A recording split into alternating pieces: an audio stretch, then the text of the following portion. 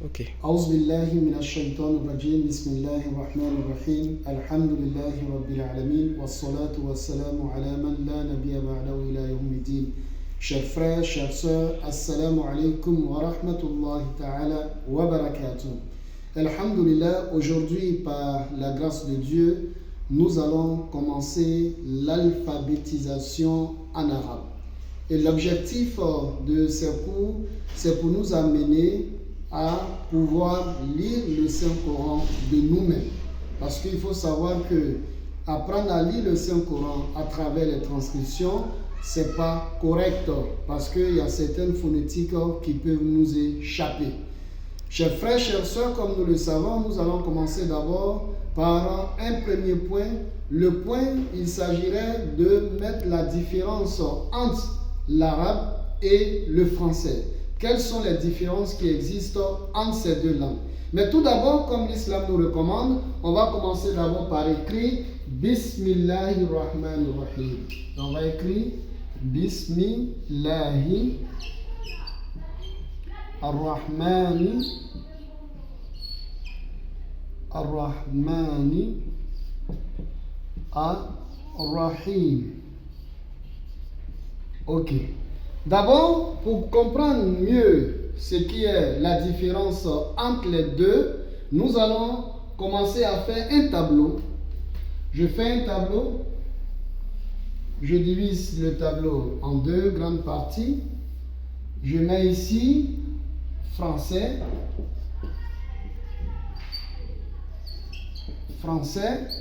et ici je vais mettre arabe.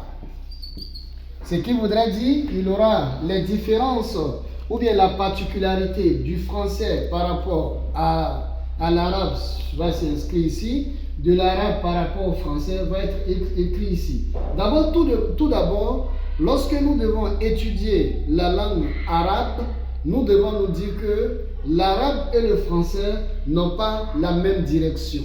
Ça voudrait dire quoi? Nous savons qu'en français, on lit de la gauche vers la droite. Par exemple, pour lire ici, je vais dire français. Je n'ai pas le droit de lire à partir d'ici pour aller. Donc ça, c'est pour le français. Contrairement à l'arabe, nous allons lire le sens, la direction, c'est de la droite vers la gauche. Cela est fondamental, cela est très important à retenir. Au point où lorsque, par exemple, je vais écrire un mot en arabe, je vais écrire bismi, par exemple, bismi, même si je connais les lettres, mais si je ne sais pas que bismi, on lit à partir d'ici pour aller ici, vous êtes d'accord avec moi que je serai tenté de lire comme ça, misbi, et qui n'est pas normal. Donc voilà pourquoi nous avons fait ressortir ce point qui est très important. En arabe, c'est de la droite vers la gauche, contrairement en français, de la gauche vers la droite. Ça, c'est la première des choses. La deuxième des choses que nous devons voir, le deuxième point, c'est le nombre des lettres. En français, nous avons 26 lettres. 26 lettres. Tandis qu'en arabe, nous avons 28 lettres. Ce qui est pour le général. On va le dire quand on va arriver à développer. Parce qu'il y a d'autres qui vont vous dire 29 lettres, d'autres vont vous dire 28 lettres, mais on va maintenir 28 lettres et nous allons vous expliquer pourquoi est la différence. Mais le plus important, c'est quoi? Ici, nous avons 26 lettres, mais ici, nous avons 28 lettres. Mais c'est pas, la différence ne s'arrête pas là. Vous savez qu'en français, les 26 lettres, nous avons ce que nous appelons 20 consonnes. 20 consonnes. Et 6 voyelles. 6 voyelles.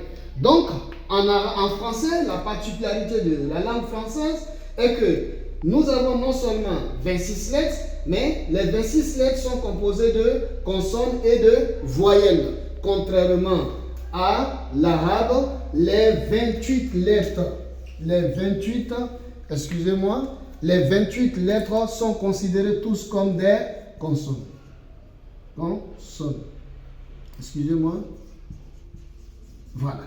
Donc, cela est très important. Ce qui voudrait dire que lorsque nous allons commencer à étudier la langue arabe, vous allez voir que les lettres que nous allons étudier, nous allons venir avec des voyelles à part qui ne seront pas parmi les 28 lettres que nous allons étudier, contrairement à la langue française où les 26, nous avons déjà ce que nous appelons les consonnes et ce que nous appelons les voyelles. Donc ces petits détails sont vraiment de taille. Il est très important pour nous de savoir ces choses-là. Et le deuxième point que nous allons donner, excusez-moi le chiffon. Donc la deuxième particularité que nous allons donner, c'est-à-dire la première partie, c'était la comparaison entre français et l'arabe.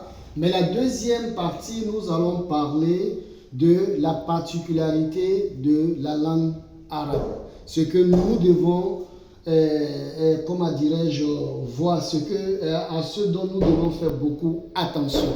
La première des choses, en arabe, vous allez vous rendre compte que les lettres, il y a plusieurs lettres qui ont la même forme. Par exemple, cette forme qui est là, nous allons trouver qu'il y a 5 lettres qui ont la même forme. Ce qui voudrait dire que lorsque je dois lire un mot en arabe, je ne dois pas me contenter de la forme, mais je dois savoir qu'à côté de la forme, c'est-à-dire en plus de la forme, il va avoir, la différence va se faire au niveau de soit le nombre du point ou l'emplacement du point. Par exemple, si nous mettons un point en bas ici, cette lettre-là va être considérée comme la lettre D en français. Vous voyez, l'arabe, c'est l'équivalent qui est la lettre D, que nous appelons El-Ba'ou en arabe. Mais cette même forme, lorsque le point, de là maintenant, le point vient à l'intérieur, cette lettre-là va donner la lettre N en français, que nous appelons An-Noun. Donc c'est pour dire que le point, le nombre de points, mais l'emplacement du point. Par exemple, lorsque le point passe en haut, ça devient 2. Cette fois-ci, ça va nous donner la lettre T. Et le même nombre de points qui est 2, qui sont 2, les 2 points, lorsqu'ils viennent en bas, ça va nous donner quelle lettre? Ça nous donne la lettre Y que nous appelons en arabe El-Yaou. Ici, on va dire Ataou. Et pour terminer cette forme, nous avons 3 points cette fois-ci. Et lorsque c'est les 3 points, nous allons voir que ça nous donne un S. Mais un S, nous allons mettre un petit signe comme le signe de la langue pour dire que c'est un S qui se lie au bout de la langue. Donc on va dire. Vous voyez? Donc c'est pour vous dire qu'en arabe, l'une des particularités, lorsque vous étudiez l'arabe, vous devez faire beaucoup attention aux points ou au nombre de points ou à l'emplacement du point. Ça, c'est la première difficulté à laquelle nous devons être confrontés. Donc voilà pourquoi j'attire notre attention. Et le dernier point, en arabe, il y a des lettres qui ont à peu près la même diction. Par exemple, cette lettre, elle est différente de ça, qui est différente de ça, qui est différente de cette lettre. Mais vous voyez que lorsque on ne sait pas bien prononcer ces lettres, on a la tendance de les prononcer de la même façon. Parce que cette lettre-là, elle nous donne le son A, mais plusieurs A. D'abord ici, A, qui est le A normal, comme le A ici en français. Mais ici, c'est un A qui est avec un H aspiré. Ha. Ha. Par exemple, on va dire Al-Ha. Alhamdulillah. Vous voyez? Et donc, lorsqu'on vient ici, c'est Ha. Vous voyez? On a A, on a Ha, on a Ha. Ça dit Ha. De façon tout simple. Ha. Et ici, nous avons A. Vous voyez? On a A. Donc cela est très très important. Nous allons nous appliquer pour faire la différence entre A et Ha et Ha et enfin A. Donc cela est très très important en arabe. Donc voici un peu ce que nous voulons vous montrer. Et pour terminer, je m'excuse, nous avons des lettres qui ont la même lettre qui a plusieurs formes. Par exemple ici cette lettre que nous avons dit A. Tantôt, elle s'écrit comme ça. Vous voyez? Donc, tantôt, elle s'écrit comme ça. Donc, voici des choses que nous allons voir. Et nous vous encourageons, afin qu'on s'intéresse beaucoup à ça. Et Inch'Allah, après 3, 4, 5 séances, nous devons pouvoir lire le Saint-Coran. Lire le Saint-Coran n'est pas impossible. Qu'Allah subhanahu wa ta'ala nous facilite. Assalamu alaikum wa rahmatullahi ta'ala wa barakatuh.